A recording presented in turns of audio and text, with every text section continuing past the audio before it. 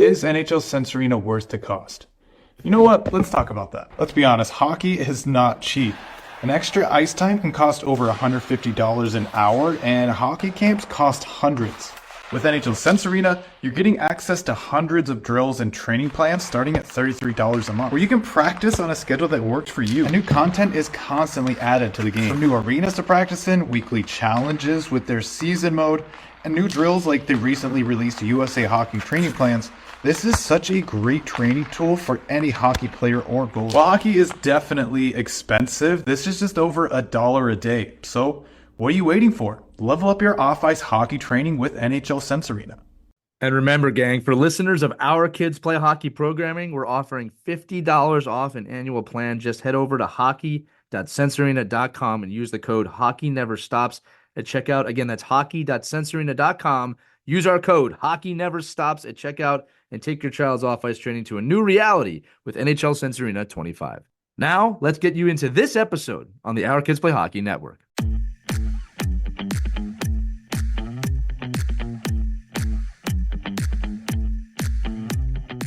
Hello, hockey skaters and goalies around the world, and welcome back to another edition of the Ride to the Rink. We have a legend with us today. Cassie Campbell-Pascall is here, gold medalist, Order of Canada, worked on Hockey Night in Canada, works on ESPN. She is all over the place in the game. And Cassie, in your roles throughout your life, I'm sure that criticism, naysayers, people saying mean stuff to you has been along the entire ride. So what I want you to speak about today to the children listening on the Ride to the Rink is just how to deal with naysayers, how to deal with that, to not listen to the noise.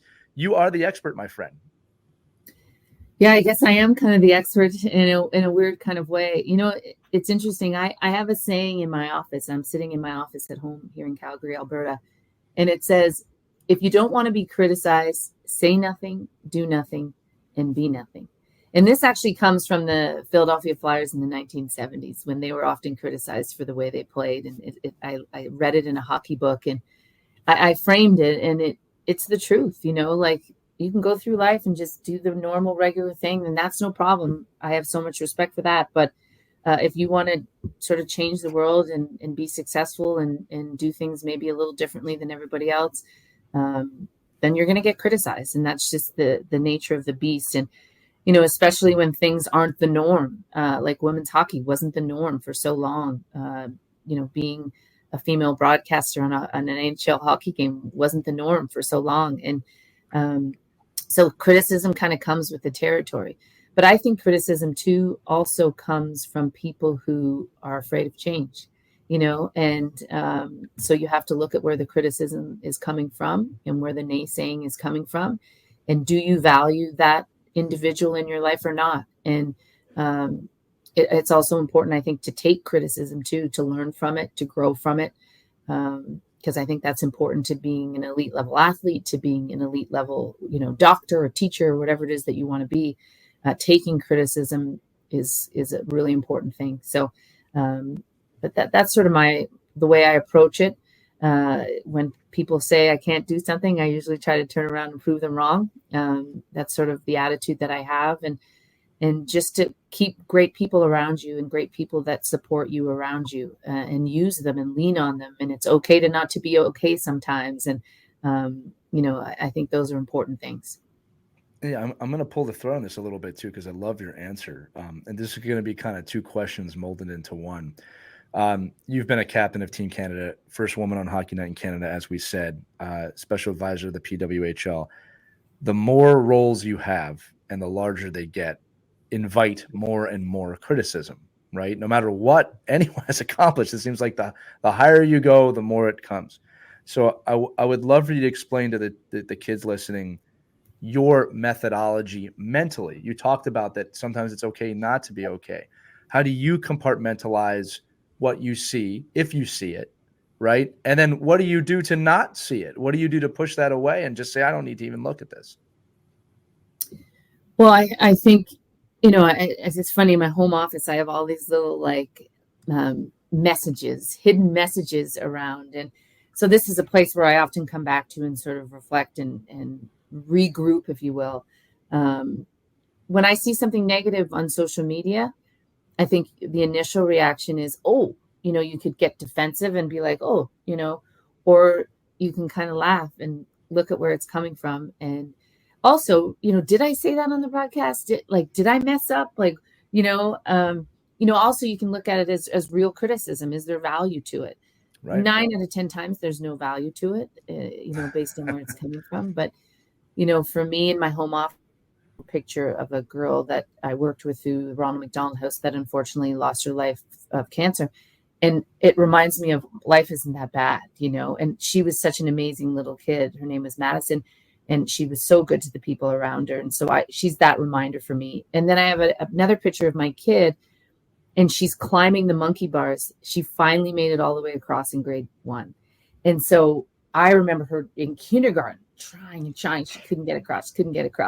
And then finally she gets across in grade 1, and the smile on her face, like I remember it as if it was yesterday, and she's in grade 9. And I have that picture of, it's not going to be easy. Everything's not going to go smoothly. Everything, you're going to fall, you're going to have adversity. So those are sort of my subtle little reminders.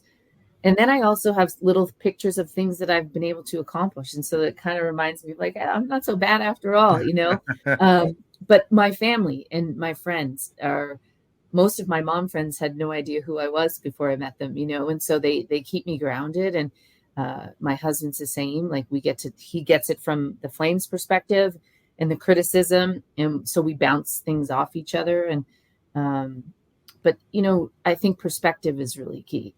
Where is it coming from? Who is it coming from? And then motivation. Some of these things, people say you can't do something, you get motivation from it too. And, I think that's important to understand, is to like, okay, you think I can't do this? Well, yes, I can. And I think those are 2 key things for me when I face criticism, is the perspective from it and also the motivation I get from it.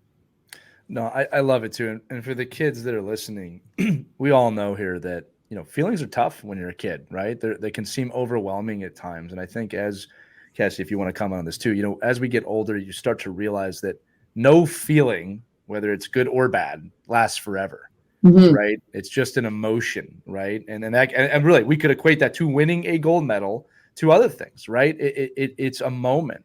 And I love the practical advice for the kids, right? Surround yourself with positive things, or the people that are going to make you feel good. And also that resilience of don't tell me what I can't do. Right. That's a growth mindset, right? That's the type of thinking that you want to have. So Cassie, just tremendous advice to the kids listening.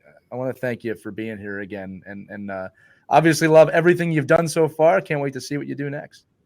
Yeah, I appreciate you all. So thank you so much. All right, that's going to do it for this edition of the Ride to the Rink. Kids, thanks so much for listening. Remember, if you have a question you'd like us to answer, or you'd like us to ask a guest, you can text it to us. There's a link in the show notes accompanying this episode. You can also email us if you want to through your parents, team@ourkidsplayhockey.com. But that's going to do it for this edition of the Ride to the Rink. We'll see you next time. Remember, kids, we believe in you. You should too. Have fun. Skate on.